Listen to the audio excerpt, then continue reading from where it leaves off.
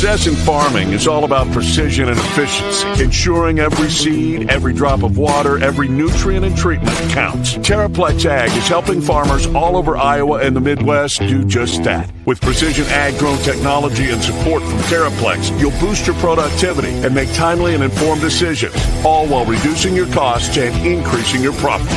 It's time to revolutionize your farming. Harvest the benefits with Terraplex Ag. Visit TerraplexAg.com.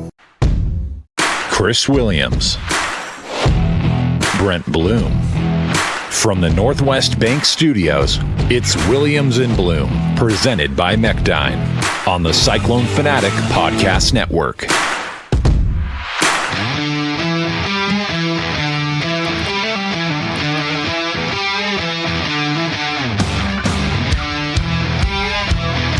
Bring in the horns, English. Go.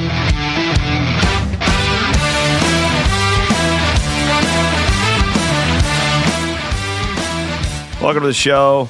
It is the 30th of November, a Sunday night, a blustery Sunday night. If you are in the state of Iowa, hope you had a safe weekend. A lot of people said that they had problems getting back from Stillwater from the football game. Yeah, did the football team make it back? I assume so. Well, I feel like we probably would have heard about it. I think we would have. Not. Because they had a situation in Des Moines Airport last night. Probably saw that, didn't you? No, I didn't. What happened? A flight went off the runway. Everybody's fine. From the ice? Yeah. Yeah. It was not the Iowa State plane. I think it was a Delta flight from Detroit. Jeez. Yeah. Everything's That was fine. But scary. Yeah. They had to shut down the airport this morning, though, to take care of it. So, yeah, I hope everybody's safe. And Man. Good Sunday to be either in Hilton or watching on television today. Yeah, well, hell of a wrestling duel. Yeah. We'll get to that.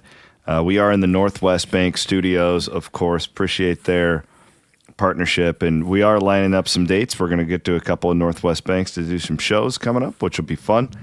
Appreciate their support of what we are doing, and also always encouraging our listeners to check them out for your checking, whatever. You know, we're not talking to a bunch of idiots here. Whatever you need a bank for, support the people who support us. We appreciate them. And local. Yes, very much. Support local. They are awesome. Also, our friends over at Mechdyne and the Mechdyne Corporation, they've been the title sponsor of Williams and Blum since day one, which is pretty awesome.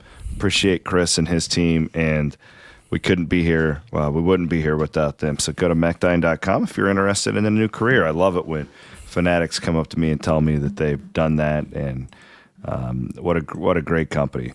All right, we're going to start with wrestling here, and what a day in Hilton Coliseum. And courtesy of Jake Brind, I've got highlights playing for you who are watching on the YouTube page, and that is a great way to take in the show. We have a large podcast audience, I know, but our YouTube, we're incorporating more and more video by the day. Jake was there shooting highlights from Iowa State's. I will not call this a shocking victory over Iowa. It was surprising only, I think, Brent, in the sense of how it was done. It was 20-14 was the final. But there were 2 or 3 times during that duel where it felt like Iowa State missed a chance. And then somebody else stepped up. And big picture, this was a really big deal because I think that you're always going to have the diehard wrestling folks, and those people deserve this more than anybody today, as Kevin Dresser said afterwards with his ESPN interview.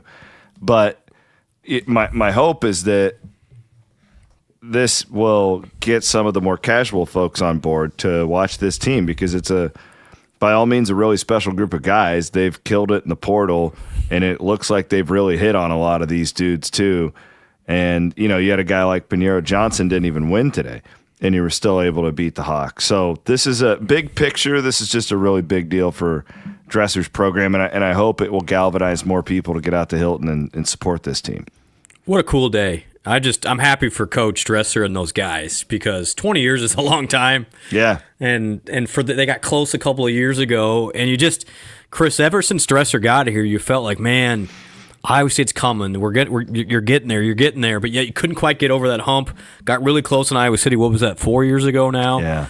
That one kind of came out of nowhere, too. We weren't expecting that. But that was the cool thing about this time is, I looked this morning, and Iowa was a very slight favorite based on Vegas, but it was close enough where it was like, God, I think Iowa State, though, weight class may have the better chance here. And for them to win it, and then win it the way they did, and then, what is it, Gatan, whoever, instant legend at whatever weight class, 174. Anyway, what a great interview! It was a great interview.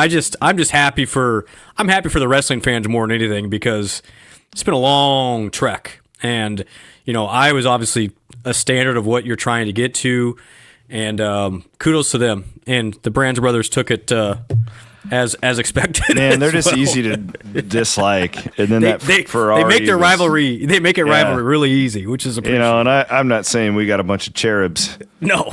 At Iowa State, wrestling folks are. That's why I love the sport. Like it's one of the last ones. But God, that Ferrari kid. You know, I mean, they were losing at that point.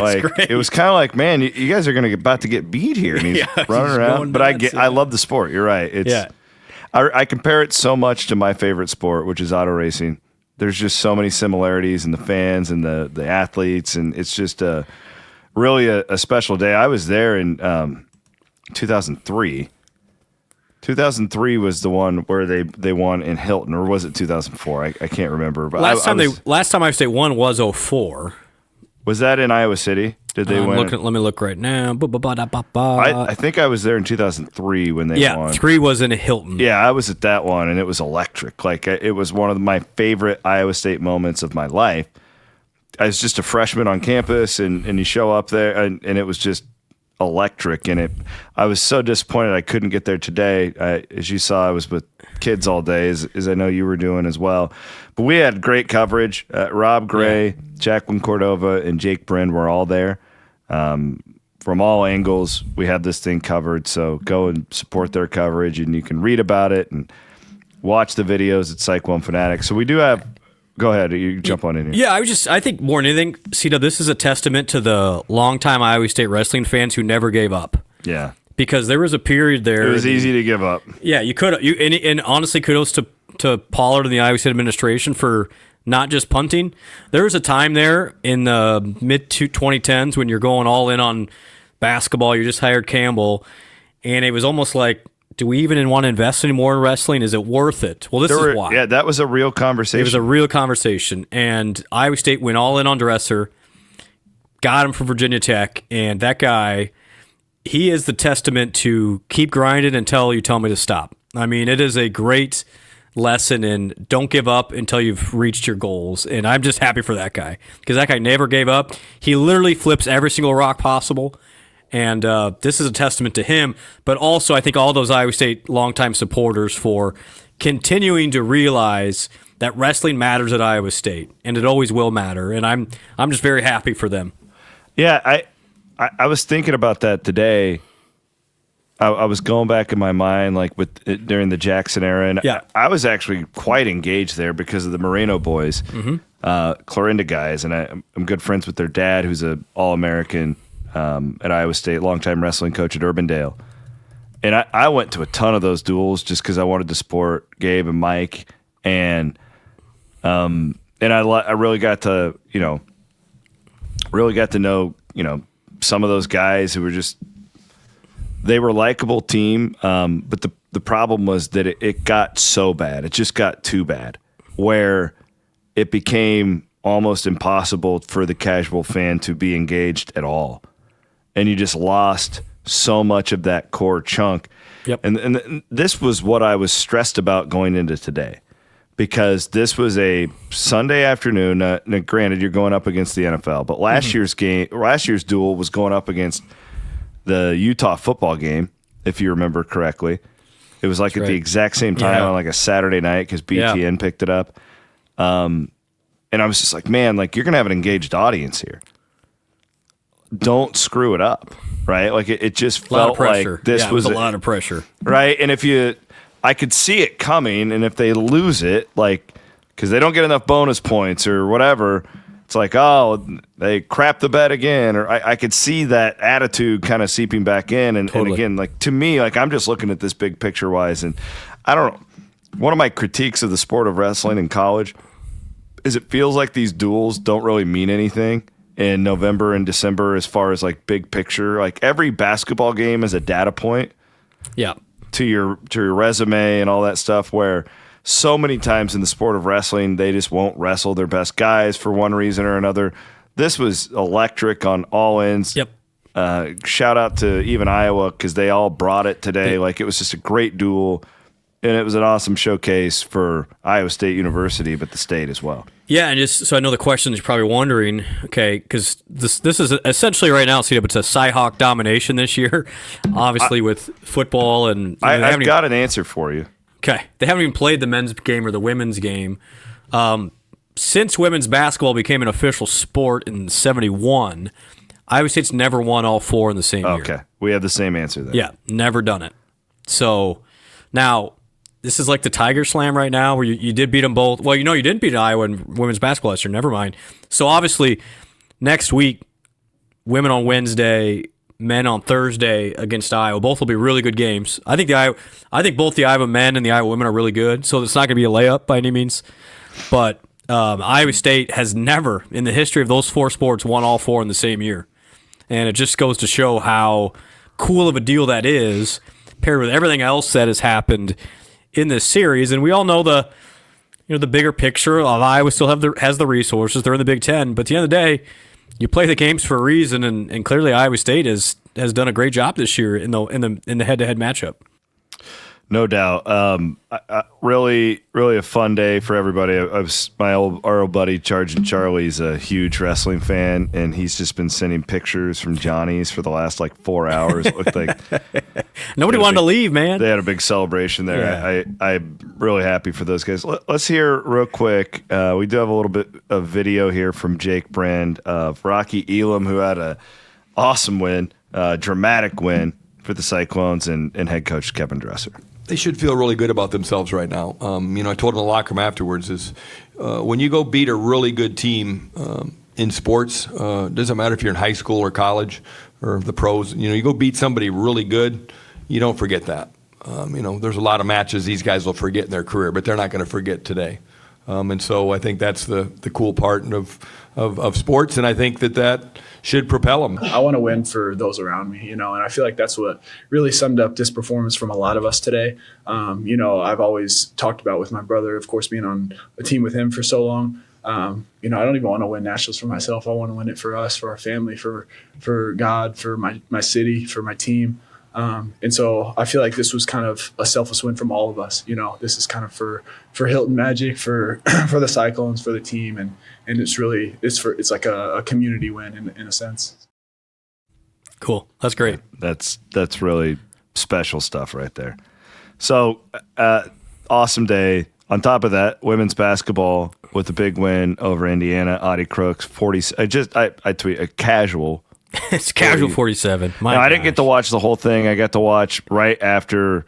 It was like the last 7 or 8 minutes. I'll watch the rest of it tonight. It was on the silly Flow Sports. I know, and I was trying to. I was at Disney on Ice, flipping back on my phone between the two. It was quite difficult, so I didn't get to see as much of that. I was really locked into wrestling. But I Bloom, tell me this isn't. And I'm not saying the best because I wasn't around for Angie Welly and those teams. Sure. So I don't have any right to say that. Since I've been at Iowa State, this is the best women's basketball team I've seen. I'm convinced of it. I was with the Lacey team that went to the Elite Eight. I think this team would beat that team. One of the Carleton teams probably would be in the conversation. Yeah, for sure.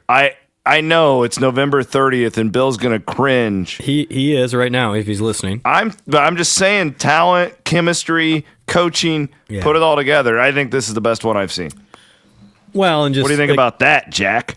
Jada Williams is such a difference maker. Oh my gosh. I love her. I mean, at some point, none of these other teams have had Audi Crooks. That's the difference. Yeah, we can talk about everything. No other team has had third-year Audi Crooks. This is the thing. Audi led SportsCenter tonight, by the way, for her 47.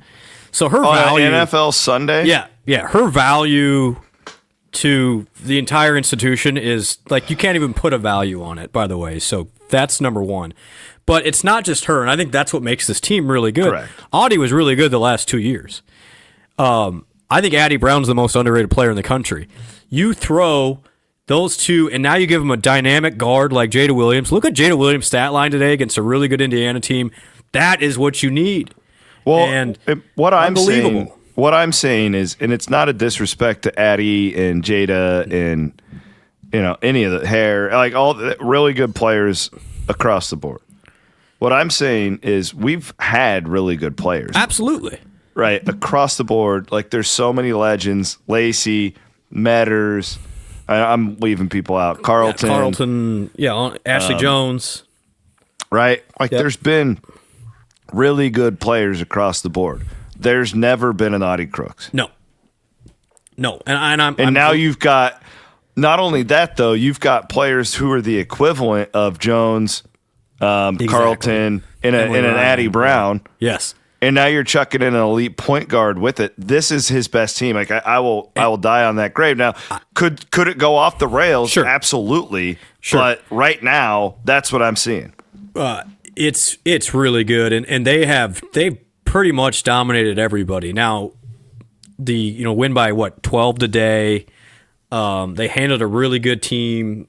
A couple days ago as well. I mean, nothing's been close, and Audi can't be guarded right now. And so what Indiana decided to do is single her up. Well, you're going to get buried then. But if you double them, then you leave wide open threes. I mean, this team is, and Bill, I think Bill would say it, C-Dub. I think he probably thinks this is his best in a while. Now, that Welly freeze era, different time. Different game. But I would say in the modern era, since women's basketball has really become more athletic, and I think this is why this team could be really good. I mean, is they score at C-Dub, but they can guard too. They will guard you. Now they gave a bunch of points today. That's what Indiana does. I'm super grateful for Cyclone fans. That 2-week stretch in March and April, when the men went in the portal, which is obviously we've covered before, but the Jada Williams recruitment, I can't wait to write a book about that. It was super fascinating. Gonna be honest, guys, she chose Iowa State right over Iowa. She went to both and said, I fit in more at Iowa State. I want to go there. And between all of us friends here on the podcast, she took way less money to come to Ames than what Iowa offered her. So credit to that kid. She believed in what Iowa State sold her, and that you can pair with these two generational talents in Audi and Addie. It's only going to help your brand grow. And it could not have gone better. You throw in Reese Beatty, who's been a revelation as a true freshman, and this team has a legit 9 or 10 that can play. It's going to be fun here in Hilton between what the women have done so far, what the men did in Vegas.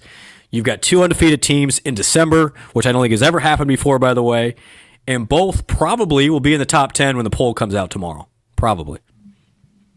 I don't think that's ever happened either. It's a good day to be a Cyclone. Yeah, that's the thing is like I kind of pinch yourself a little bit. I mean, obviously the football beats Oklahoma State. We even talked about it 20 minutes in. To that, wins 8 games. It's just these are the good times. Times are good, and I'm just very grateful on a Thanksgiving weekend.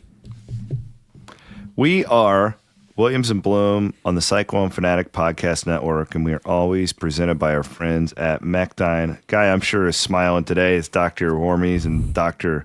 Greenwald. Nobody loves Cyclones more than those guys. They're with the McFarland Clinic, of course, and they sponsor the show.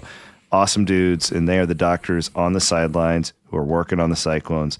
Speaking of that, I was freaking out. Well, we watched the game when our guy, the Mad Dog, went down, and I was like, oh no, it looks like his knee.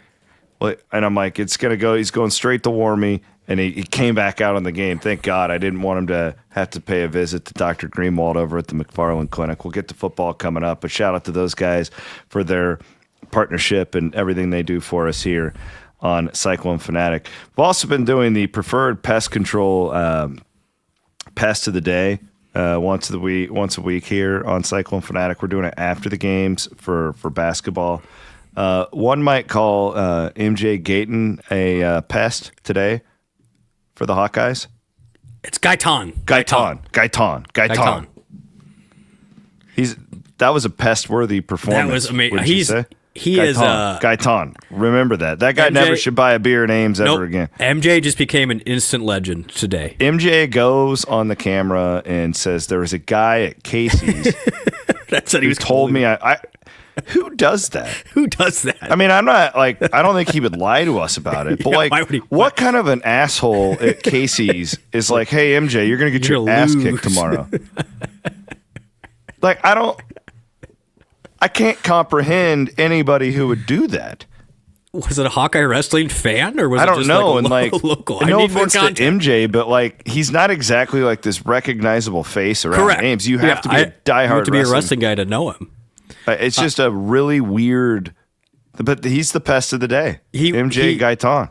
He turned that thing around, and again, He saved the day, dude. yeah. I mean, there's a lot of guys. Obviously, Younger starting it off is great. Yeah, but he gave up that escape That- right at the yeah, end. that And could've I been was an like, extra. oh no, that No, might. That's gonna be it. Yeah. No, but MJ Gaitan, my man, congratulations, the guy from Temecula, California. Preferred Pest Control. They're the locally owned pest control company. I've used them. Carpenter Bees took care of some ants for me. These guys are legit. Well, that maybe the pest of the day is the Casey's guy because he motivated Yeah. MJ. Thank you, man. Well, the guys over at Preferred Pest Control told me that I can be very, very liberal in my use of the pest of the day. Like we can just change it around. That we need more high level wrestling televised. That was great theater. Fantastic. To get those guys right off, when they get off the mat. I just is hate awesome. I hate how the problem is this. It's the sport. It's not it's the way the sport is set up. It times out where it's constantly going head to head with non-niche sports. And like, I always say this again, I compare it to my favorite sport, auto racing. Like NASCAR would be smart in the summer to do like a Thursday night Darlington or Bristol race where you can get all these eyeballs, right? And like, the problem is the way wrestling is set up. It's like half these duels, like it just feels like it doesn't mean anything. Sure. And Yeah, man, you flipped that thing on today, and it was like you're watching I couldn't turn it off. UFC 200. It was great. The personalities, I thought. Incredible. The announcers The were great. broadcasters were really good. Yeah, it was a nice presentation. Hilton looked awesome. Hilton looked good. I like my friend Barb, front row, going nuts. Barb, a big time Cyclone fanatic listener, great supporter of Iowa Barb, State. the gal used to always call into our radio show. No, different Barb. Barb. This is this Barb was an athlete at Iowa State in the 70s. She's great. Shout out Barb. But no, it was looked great. The fact that many people were even there when there's a foot of snow on the ground, also impressive. And one less thing for the Iowa Hawks to crow about. Gaitan. Kelderman Manufacturing, of course, is a big time supporter of what we do. I actually gotta hang it up. Got me a Kelderman sign. I'm gonna put in the background of the podcast here. Kelderman Manufacturing down in Oskaloosa. Appreciate their support. Iowa State football goes on the road with a workmanlike win over Oklahoma State to get to 8-4 on the season. Very much what I expected, Brent. I never thought this would be a comfortable game. It was just, a bunch of different reasons. Mainly because of, I respect Oklahoma State. I know they didn't win a game in the league, but they have some fight. They had some teeth to them. They're just not very good. But they, what stood out to me, and it's really the reason Iowa State won, is takeaways. And you look at a lot of these losses, really the last 2 years, and it was like, give me one takeaway and you're probably going to win the game. Yep. Like the Colorado game, give me one takeaway. Just one. Probably going to win that game. I think you could probably say the same. Like Arizona State, give me one. Like, Yeah, and they had 3 in that game. But probably that's not a great example. Sure. Thanks for the correction, but Yeah. you know what I mean. Like, Yeah, I do. It has been hard for this defense to do that the last few seasons, despite the winning however many games. But those guys stepped up. Tag team partner Cale Brazino with a huge strip at one point, and Surges played great again. Surges with the pick. When the offense and special teams had some problems in the punt return game again, defense picked them up. And shout out to those guys, because that's a group where, man, it's easy to make excuses 2 years in a row with all of the injuries. But they man, they played really, really good football. And again, Brent, like I expected them to keep Oklahoma State to a low number because Oklahoma State's offense stinks. The takeaways are different. And it jolted that team into a spot where, man, you're not having to have a game-winning kick or go into overtime or anything like that. They picked up the offense when it needed it. Yeah, and the weather was shit. It was windy, cold. That was a game. Just get up and get out of there, and that's exactly what Iowa State did. But they didn't do a great job on TV of like telling us about the wind. No, by the way, again, shout out to ESPN for the wrestling broadcast. That football broadcast was a complete abomination. Yeah, that was disrespectful to everybody involved there. It's like they didn't even want to try. I mean, again, as a play-by-play guy myself, like at least don't call them the Hawkeyes. Like that's pretty fundamental stuff right there. Anyway, but no, yeah, they didn't do a great job of describing what was going on. It was cold, it was windy, it was gross, and Iowa State figured out a way to win. Tough-minded to win that last 3 games. And to your point, C-Dub, how about this? After the defense went through that midseason stretch where, really banged up, last 3 games, all wins, give up 17 at TCU, 14 to Kansas, 13 to Oklahoma State. That's pretty good. And when all's said and done, you go 8-4, and I think Iowa State's going to be in the top 30 nationally in scoring defense again. So what John Haycock did with this group with all the injuries, it's pretty remarkable. And I give them a lot of credit. That's the thing about the Haycock defense. And I did an insane deep dive in my book about it. And it's 3 chapters, so I hope you guys enjoy it. If you haven't bought the book yet, you should. Fanaticbook.com. There's my shameless plug. I do need to promote a couple of events coming up. Don't let me forget that. I guess like the Haycock defense, I totally understand it, why it's painful for fans to watch it sometimes. Because I feel the same way. I see the same thing. But it's really hard to argue with the big picture results. You have to step back and do what you just did and take a macro look at it. It's been a wildly successful tenure in every way, shape, and form. Now there's one caveat, and that was 24. Rush defense, but I think anybody can look at the injuries and go, well, that's why. But you still went 10-2. You still played for a Big 12 championship, right? Like the scoring defense was still pretty good. It was still okay. Yeah, it still was okay. It was painful at times, but it was okay. Yeah, like I get it. Like I was at the Kansas game. Like I witnessed all of these things just like you guys. But as our friend Gary Patterson would say, when you take a step back and you take a look at your life, it's been a really good run. And then the safeties have another. Van Dinter doesn't play yesterday. He got hurt, and Josh Patterson up and leaves the program, which is a bummer. Okay, that's a true freshman. He's really good. That had played several games this year. Informed the coaches he was going to the portal, and so what Matt's rule is, if you're not going to be here, you're not playing then either. And so they told him to go take a hike this week, essentially. So now you're down to Caden Matson, who had to play a lot of snaps and did great. 43 for Iowa State. The kid from Humboldt, awesome job. I thought the young corners did great again. Coffey and Taylor. Marcus Neal was the best player on the defense. And just, good for John Haycock. And to address the elephant in the room a little bit, there's been some murmurs on social media. Is this the last year for Haycock? And as you know, C-Dub, he's contemplated retiring for the last couple of years. So obviously Coach Haycock will make that decision. Iowa State's co-defensive coordinator right now is Deion Broomfield. So I think there would be a successor potentially in place, but we'll see. I mean, what John Haycock has done, I think he's probably the most valuable assistant coach in Iowa State history. I really believe that. And if that's his last regular season game, what an apropos way to do it. You piece it together, you figure it out, you get some turnovers, you use walk-ons, you with Band-Aid, duct tape, all the things, and you hold Oklahoma State to 13, and you needed to hold them to 13 points. So, again, for this defense to finish 26th in the country in scoring defense, unbelievable. Unbelievable. And I can't thank John Haycock enough for what he's done, and, hopefully maybe he'll have another year left in him, C-Dub. I don't know. I can't speak for Coach. I hope so. I don't want to live in a world without Haycock. He's just one of those guys where he chose Iowa State at the end of his career. He had many opportunities to leave, and he chose to stay. Everyone talks about Campbell in this instance, but there are so many other coaches on that staff that have chosen to stay names because they love it here.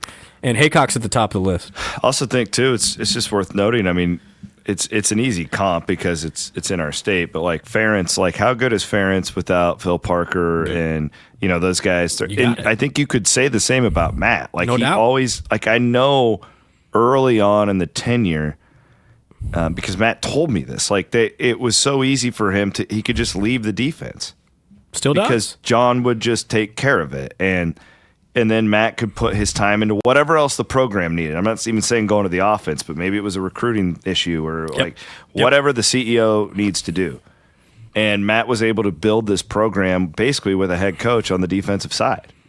When you write the last 10 years of Iowa State football, obviously Campbell, Derek Hooger, John Haycock. I mean, I just the value of that guy is unbelievable. And if that's the last time he coaches in the regular season, man, I can't tip my cap enough. But maybe he'll come back. I don't know. I'm not trying to. But it's not a mystery. We're just commenting on all the speculation. Yeah, it's not a mystery that he has. I mean, the guy's 62 years old. Like he has thought about. He's already told everybody this will be my last stop. So I just think it's a natural time to thank him. An appropriate way to do it. What another great effort by that safety room. Also, I mean, he just takes a lot of unfair beatings, I think. And 100%. He doesn't complain about it. Nobody's, above criticism. And again, like, I get it. And it's hilarious to me watching the Cincinnati fans complain about the same thing because it is painful at times when it feels like you're just dropping back and like, what are we doing? But if you, again, just like, I would just challenge you guys to take a giant step back and look big picture at the numbers, and it really is effective. Yeah. Now, maybe it's time you need to keep adjusting and tweaking and doing all those things. I can assure you they're looking into that, but it's not like I never once felt like, oh man, it's just the scheme. It's like, no, when you lose 2 all Big 12 corners, like it's going to take a while to. And now look, those guys are playing really well. Really well.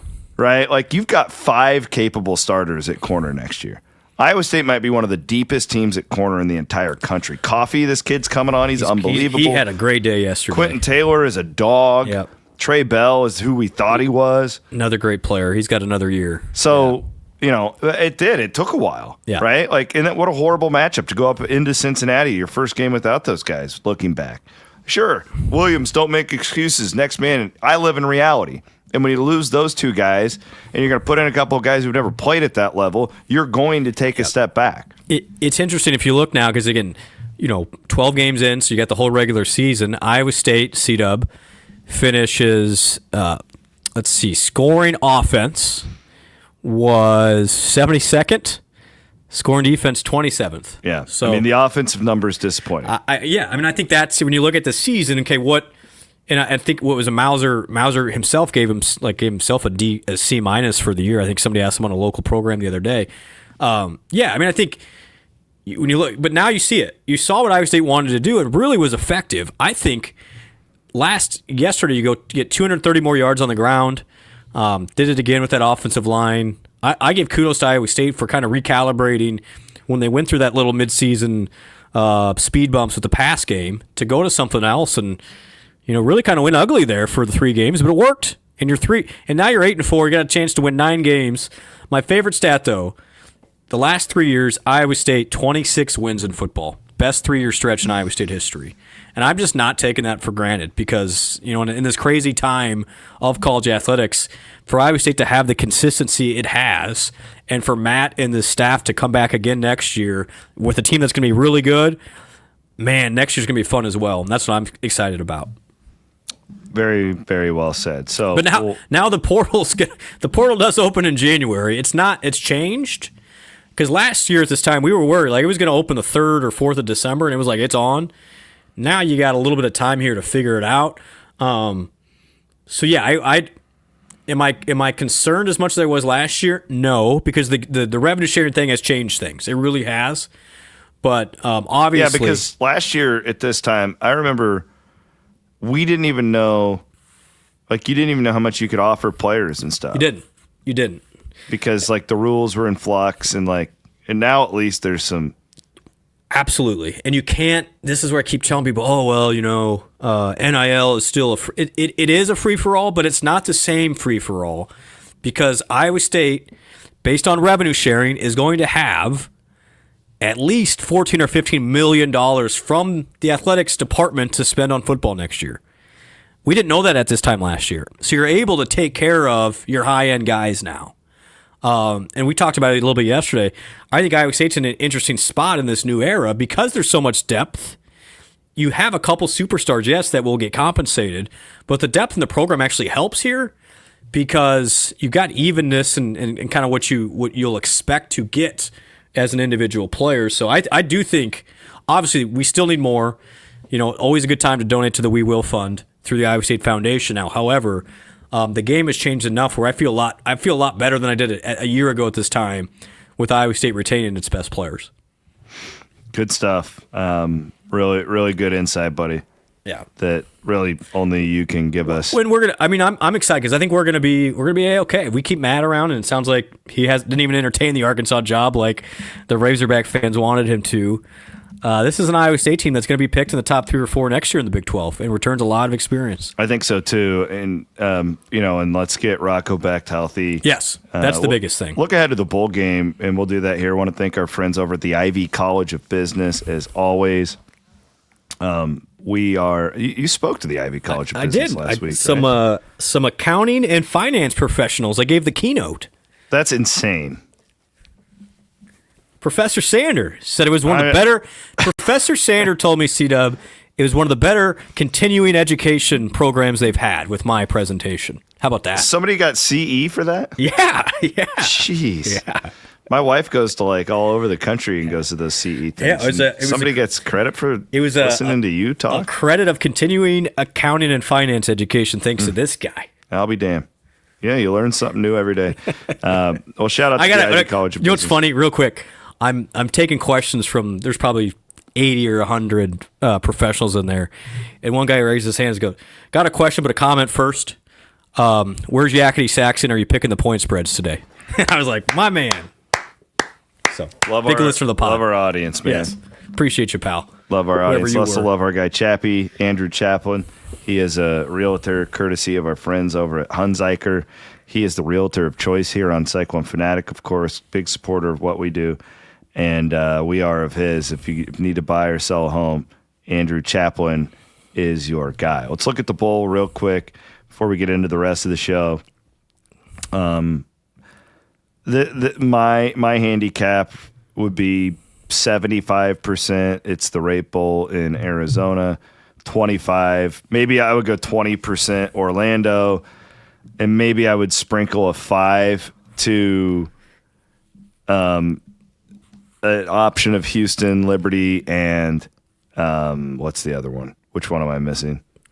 Well, Alamo, Independence, Alamo, but yeah. Don't go and book your travel on this because I'm not a bowl-atologist, but I definitely think that the Rape Bowl is the favorite. What you got to watch for now is if any weird stuff happens and if BYU gets bumped up, that would make things interesting. Yeah, essentially, if it's status quo right now and it's only Tech that gets into the playoff, which I think that would be status quo right now, I would tell you to do this anyway, team. If you can get a cancelable room in Phoenix, in Glendale, do it. That is 100% the leader in the clubhouse, but just make sure it's cancelable. Because if you get 2 in there, everyone's going to bump up 1, and that's where, at that point, Orlando may grab Iowa State again. Because the other thing that Bulls are thinking about, and Orlando's one of them that cares, is they want a good matchup here. Yeah. They want a good game. They want the TV rating because of the sponsors. Exactly. And they know Iowa State is going to bring its A effort most bowl games, meaning it's going to play most of its guys. You don't know with some of these other schools that are going through changes if they'll even bring their entire roster. Is that Cheez-It again? Or is it still the Cheez-It Bowl? It's the Pop-Tarts Bowl. Pop-Tarts Bowl. Yeah. Shoot. It used to be the Cheez-Its Bowl. Now it's the Pop-Tarts Bowl. They switched those sponsors up. And apparently there's 8 Pop-Tarts this year. We're getting 8 live Pop-Tarts. I'm telling this Pop. I mean, it was cute. We had a good time. The Pop-Tarts were in Ireland, though. I don't need Pop-Tarts everywhere. This is. See, they've gotten a big. Got a little bit head over their skis a little bit. Yeah, they've gotten a big head over there at Pop-Tart. Or their marketing team is just really feeling full of themselves right now. Why? I can't figure. Why were the Pop-Tarts in Ireland? Do we ever? Did put I that? do know because Kansas State, K-State they were had the won last two that's Pop-Tart right, Bowl winners. That's right. So I mean, Orlando is a possibility still. It does feel like, too, it'll probably be Minnesota if it's in Phoenix, is what I was told by a pretty good source. Nebraska's possible. But they travel well. They're going to get probably picked by Nashville, it sounds like. Yeah, exactly. So I don't think Iowa State will play. And it won't Nebraska, be. And for those curious, because it is a Big Ten, it won't be Iowa either. Iowa will be above that. It'd be Northwestern or Minnesota. Mm-hmm. Is what it feels like. The only guy I would feel like is probably a doubt he plays is Dom Orange. What? Yeah. Wouldn't that make sense with his being dinged up all season for him to not play? Yeah. I mean, I don't know Who anything. knows? I'm just speculating. Now, the question here is, and again, I could ask around, with the revenue sharing through the school, I think the players now seem to have an obligation to play, though. Okay? I mean, it can't be 1-to-1 like you have to play, but I think there is an expectation now because the money is coming from Iowa State. It's not like, hey, we're good now. Now, we'll see. Will Jamie Pollard go tell Dom Orange he has to play because Iowa State paid him this year? I don't know. I mean, you're going down a slippery slope if that's the case. But I do think as we get more professionalized, whether we like it or not, these games are going to be games. If you're getting paid, you got to play. Oh yeah, absolutely. So in my opinion, that's how it should be. I do think there's a world where you will see less and less opt-outs because of revenue sharing and the way these contracts are stipulated with the athletes now. It's good. So it's not because it was through the collective, through us. We were a third party. We couldn't obligate them to do anything. Iowa State's language in this contract is a lot stiffer than what it used to be. I don't know if you can obligate them to play, especially if you have an injury or whatever. But I do think you'll see less and less opt-outs going forward with the way this is made up. Well, that's good to know. I guess in my mind that wasn't starting yet, but that definitely makes me feel better about. And again, I wasn't really worried about Iowa State because I feel like most of the guys would play. Sure, this isn't like last year where you had 3 guys that were these automatic first couple round picks. Dom would be the only guy who would, but I do think like Miller is probably going to get drafted. I think Miller get drafted. Yep. It's one of those deals where, like Jalen Knoll proved last year, by playing in this game, you can actually help yourself. Mm-hmm. Because he showed out on national television and, what did he have, 140 yards against Miami, and clearly was the best player in the field. Well, oh no, did the quarterback only play a half, right? Did somebody remind me of that? The Ward kid only played a half. I've heard about that. But Higgins didn't play at all. So at least they got their guy. Neither did that corner that's Porter, playing for the Raiders right so now. take that, Miami. God, those Miami fans suck too. They were a lot like the Colorado. They were a lot like the Colorado. That's a great point. Awful. I do not want to play that. I don't. They were. That was an interesting game. Second Charge and Charlie reference. He almost got in a fight with some woman. It wasn't a wife. It was not. You were there. I was there. What happened? It's not a woman. It was. It wasn't. It was a young college. My wife. Not my wife. My daughter called her a Karen. My daughter's texting me. There's some Karen that keeps yelling at Charging. Well, this was an adult. Okay, this was probably a recent college grad. Was definitely acting like a Karen. I was I forgot you were involved in this. I was in the middle of it. I was like the Herb Dean. Is that a UFC reference? Yeah, the official? Dean. Me. I'm such a physical presence team. Yeah, yeah. But I basically stepped in and go, guys, what are we doing here? It's the Pop. I literally said, guys, it's the Pop-Tarts Bowl. What are we doing? I just remember the next day we had to go to Disney, and our wives made us get up at like 4 a.m. to catch some stupid bus. And it poured the whole time. And I just remember looking at you, like we're both just irate. And I said, imagine how horrible this would be if we had lost yesterday. Oh, my God. So don't tell me bowl games don't matter. They didn't matter that day. Because it absolutely mattered in our lives. And then the guy about died at the castle. Oh, my God. Yeah, the freaking Beauty and the Beast thing. There's a guy proposing. There's another guy choking, having a heart attack.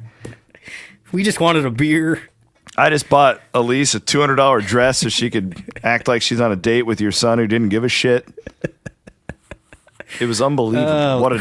Who says bowl games don't matter? Well, they better not go to Orlando. Yeah, we're not going. I'm not going. I'm not going. I can't do it again. I can't. Williams and Bloom. We're not staying. At the very least, we're not staying at that Airbnb that got lit on fire with the electrical problem. This is true. Yeah, it was an interesting week. Wild times. Yeah. Okay. Wanted to give a shout out to our friends over at Farm Story Meats. We've told you about them for years. They are a direct-to-consumer online meat company based in Ames. And I just got a turkey from them. I had my Thanksgiving turkey from them, supporting Ray and his lovely wife, Jess. Really good people. And they do, it's cool. They just do the farm to your table. They just will drop it off right at your door. Farmstorymeats.com. And they want to be a part of your holiday season. So I want you to think about them. Great gifts, too. I do these for our advertisers a lot. Send them over to people. And people love getting a gift box from them. Not only are they local, C-Dub, they also donate product back to, we've given advertisements for it before, but the shop at Iowa State, which is the Iowa State Food Pantry, Farm Story donates to that. They give it to Food at First, which is a food bank in Ames as well that we've had Iowa State players help at. So, again, Cyclone's helping Cyclones. Got to love it. Very cool. All right. It is time for today's Wiffles Hybrids Big 12 segment. When you plant Wiffles Hybrids, you're making a statement that independence and family-owned means something on your farm. So make your choice. Plant your independence. Plant Wiffles. Let's start with BYU and Texas Tech, who will play for the Big 12 championship next week.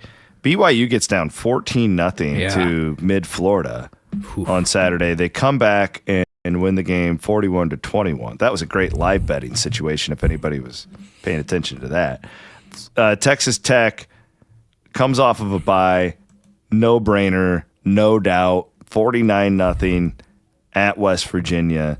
We'll get to guess the point spreads coming up, and we'll tell you who is favored in the Big 12 championship game. But it does feel like, and I was high on Utah all year, it does feel like the best two teams are meeting up in Arlington. And I'm glad, because last year it was kind of like, well, tiebreakers did a lot of this. Yep. We are getting a rematch. Yes. It wasn't much of a game the first time, but it came down to BYU beat Utah. Period. You can't. I'm so glad we don't have the tiebreaker situation. Yeah, it just makes it feel more real. It does, and give credit to BYU. I mean, I think absolutely. I totally agree. Those are the two best teams in the league, and they proved it. Eye test, resume, head to head, all the above. So, and Utah didn't look very good the last 2 weeks, frankly. No, they got lucky yesterday. Yeah.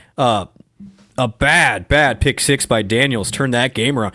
Kansas was going in to go up by 10, 11 in the fourth quarter. They could have lost. Yeah. And they would have lost. If that goes but good for them. Utah made the play, but I don't think Utah, if Utah beats BYU, they're probably in the playoff, So they only have themselves to blame here. I'm not losing sleep if Utah doesn't make the playoff. I do think we're going to see this week, C-Dub, as people start to trash on BYU in regards to the Notre Dame fans, the Miami fans, maybe even the Texas fans. Sarkisian was an embarrassment last night, basically saying that BYU doesn't belong there because they don't have any bad losses or whatever Sark said. It's like, come on, man. I know you have to lobby like that, but you made yourself look like a clown, in my opinion, on Friday night, the way he went after the BYUs of the world. Don't lose 3 games. I mean, I'm just like, you can't do that. What do you think? Do we want BYU to win? And I think Tech still gets in, right? Yeah, I mean, they have to. They would be in. So that's the only way you're getting 2. Do. Yeah. That's the only way you're getting 2. The only problem, because the only issue I would see with that is if Tech was in the top 4, but they're not. Sure. Like, could a Tech win get them into the top 4? Maybe. Let me look at the because Indiana's going to lose, or Ohio State or Indiana will lose. That's an interesting question. Yeah, I mean, but Indiana would only have one loss. Yeah. And then and their loss would be to the number one team. True. So Maybe you're not getting in that bye anyway. A&M lost. Yeah. So they might. What will the committee do? If the committee holds firm, then Tech will be fourth this week. Well, do you think they'll jump A&M? Yeah. Yeah, they should. I mean, I don't know. Will they though? That's what you got to keep an eye on. If they do, That's they the will key, get. Yeah, Brett. that's the key. We'll know Tuesday. I would. Now I know strictly financially, it would be better to get 2 in. Yeah. I do think there's extreme value to getting a Big 12 team a bye and hosting. Fair. Because I think that whoever they get, they'll be favored over. And to get get a Big 12 team to the semi. Remind me now though, but only the first weekend is home games. Oh, good point. Yeah, I'm sorry. Good point. You got me. No, but So it's going to be like the Fiesta Bowl. it'll be the Fiesta Bowl or something. Now, I think Tech will be favored in that game. I really do. Yeah, I do too. But they're not going to be in Lubbock at the very least. So that's what we have to watch for. Yeah. A&M with one of those don't lose late situations, and they did.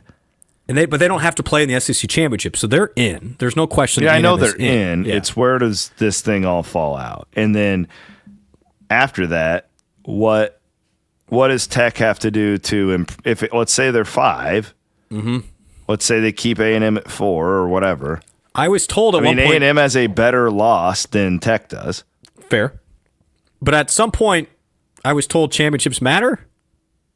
We were told that. We were told that. So we'll see. And I will say, I feel like this committee has been pretty consistent with how they've handled it. It hasn't been that crazy, though. It hasn't. I haven't paid as much attention to it. The interesting situation is going to be the ACC here. Duke is playing for an ACC championship on Saturday, C-Dub. If it wins, there is a world where the ACC gets 0 teams. Because remember, it's the 5 highest ranked conference champions. I would love to see that. Get that commissioner, that Northwestern guy. He's pretty cocky. Now, I'm not a huge fan. I understand, but for the good of college football, I still think that champion needs to be in there. Oh, I agree. I mean, I wish in a world like the Mountain West champ would get in. Well, they would be. So that's the thing here. I wish that like all these conferences were represented in the playoff. I agree. But because it's the 5 highest ranked, it's not the 5 highest ranked conferences. It's the 5 highest ranked conference champions. We went through this last year where the people were trying to petition for the Big 12 to get left. Yes. So there is a world where James Madison gets in and North Texas gets in, or Tulane, one of the two, and Duke doesn't. The ACC champion may get left out. It's very possible. And that would be a circus. Well, let's dig in.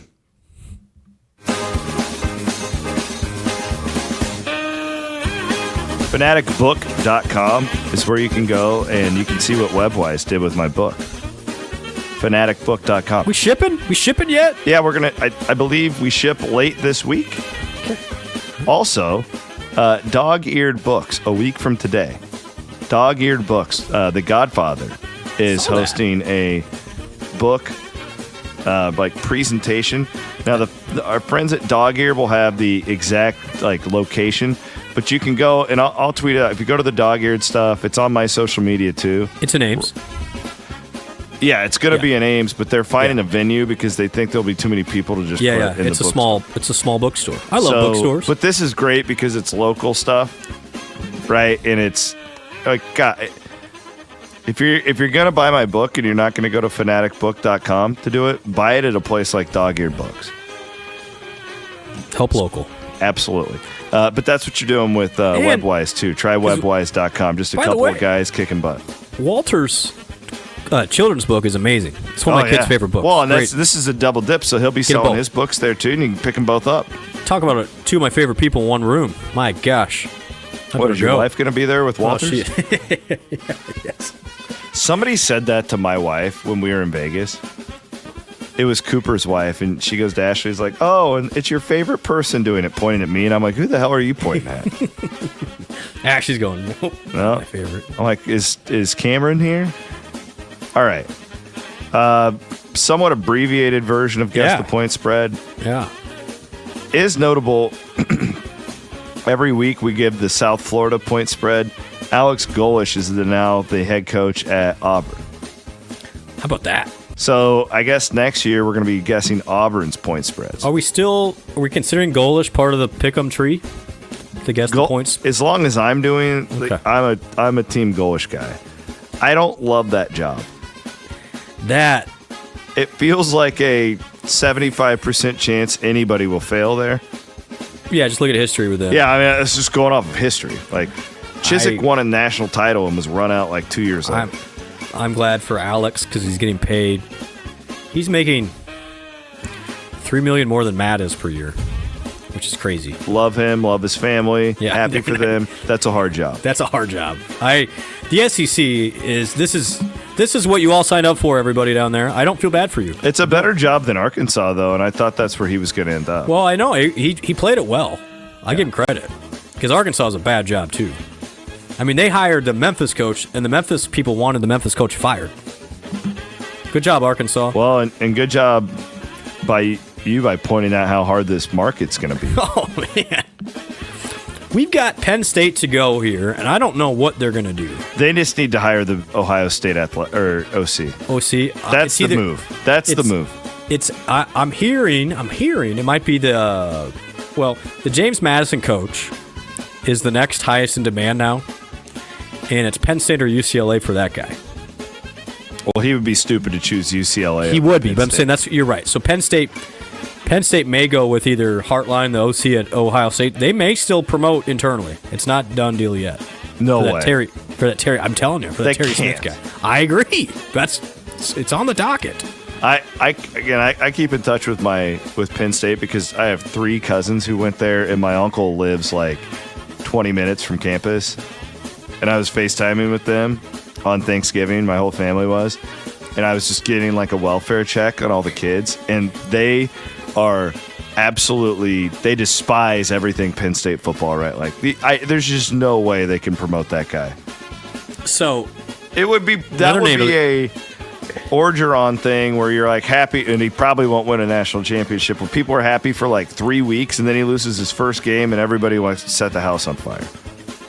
So the late name emerging at Penn State. You ready for this? It's not Matt. It's Lincoln Riley at USC. Oh God. Well, you know what that would fire up. I know. I'm just telling you.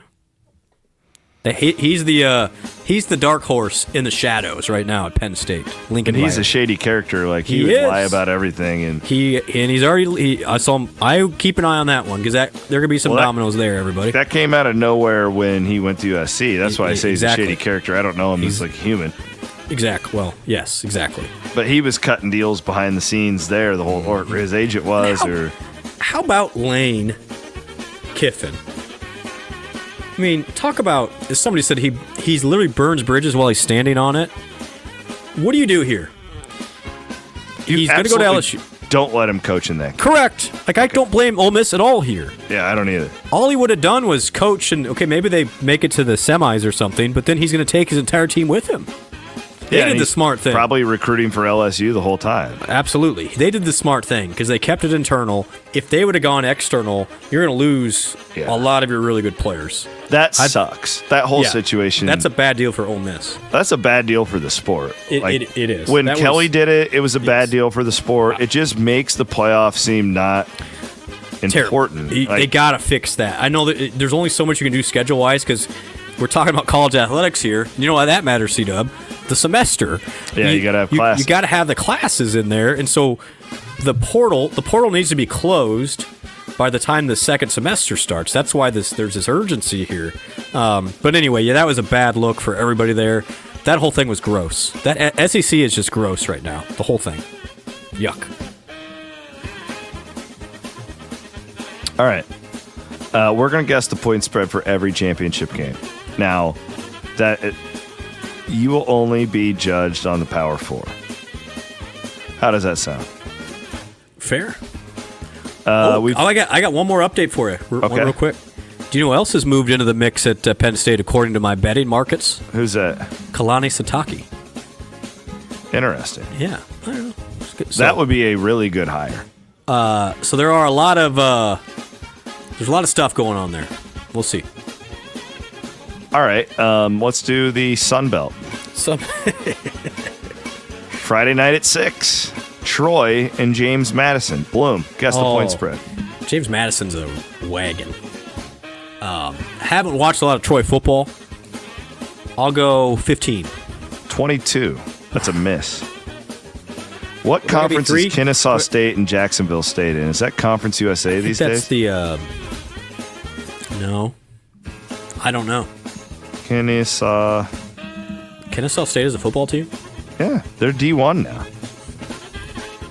That is Conference USA. Yeah, that's what I said. Is that CUSA? God, that, Yeah. what a ball off! And Yeah, you're right. have you looked at Conference USA lately? No.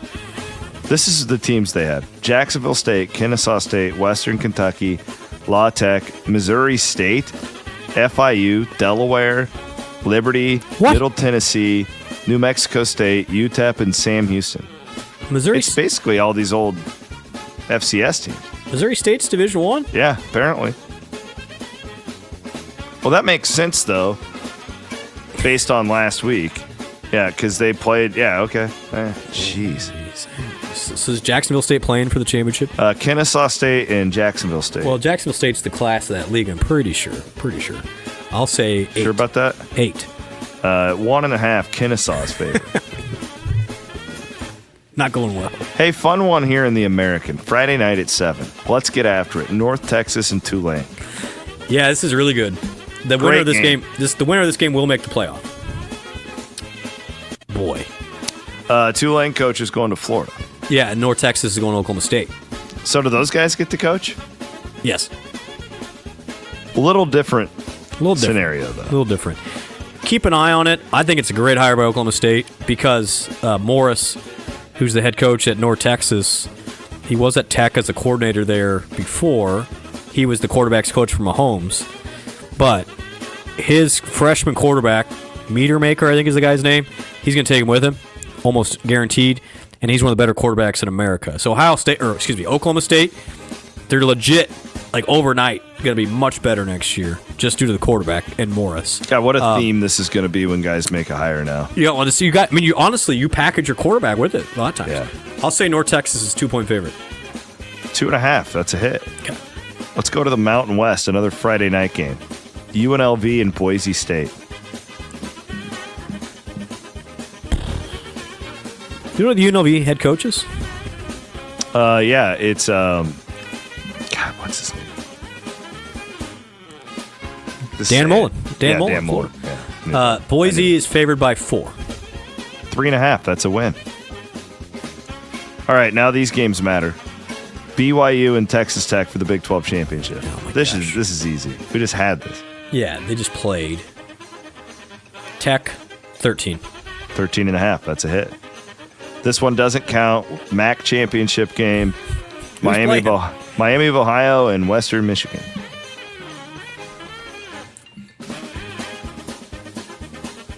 Miami, 3. Western Michigan by 2.5. Oh, Broncos. All right, back to the games that count. This is for Bloom Tracker only. It's why I keep saying yes. that. Georgia and Alabama for the SEC.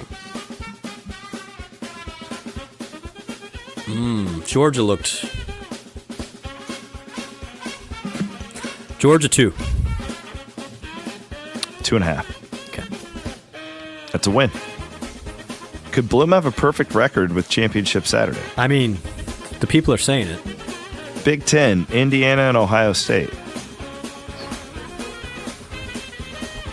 What's the time? Can you give me the time frame for Saturday so I can plan my day? 7 o'clock Saturday night. Okay. Because The SEC is at 3. Iowa State, Purdue, At men's 11. basketball, 11. Same time as the Big 12 championship. game. Yes. That's a Yes, that is a bummer. But you got the multi-view. Ohio State, 5. bummer. That's a hit. 5.5. ACC championship, Oh, Duke no. and Virginia. Oh, no. So we're rooting for Duke here If for Big Virginia... 12 purposes. Yeah, but it's not going to matter, again, because it's this has zero impact on the Big 12. Because it's the 5 never- I get it highest now. ranked. You see what I'm saying? Yeah. Because the conference, you need 5 anyway. Oh, boy. What a lackluster chance. See, this is what I didn't want for the Big 12. Like, Yeah. this is why I said it's 2 clear teams that are the best. No doubt. No doubt. This is, Virginia, 7.5. 2.5. That's a miss. Oh, that's a bad miss. So you went 3-1. And that concludes Guess the Point Spread. And there's no Pac-12 championship game. There is no Pac-12 championship. Real quick, because I don't want to forget about it, and we'll do a lot on Wednesday about Iowa State Purdue.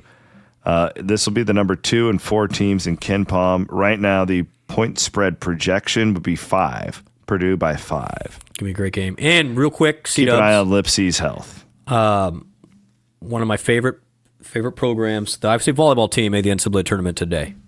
Coach Johnson Lynch, well I done. love that team. They're so fun to watch. It's a great group. They do not get a host, unfortunately. They get the 5 seed, so they will go to Minnesota the next weekend, I believe. So good job out of them. Great group of young people. High-end volleyball is one of the great sports. It's I encourage you to check that out on a busy weekend next weekend, but big fan of Coach Johnson Lynch and what she's done. So congrats, team. Thanks, Blum. Appreciate you. We'll be back on Wednesday morning at 9. Of course, we've got the Daily Clone every day with Jake Bryn.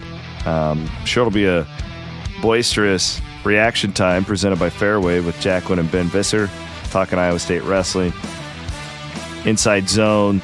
We've got the beat reporters coming up on Thursday as well. My name is Chris Williams for Brent Blum. We are signing off here on the Cyclone Fanatic Podcast Network. See you guys Wednesday morning.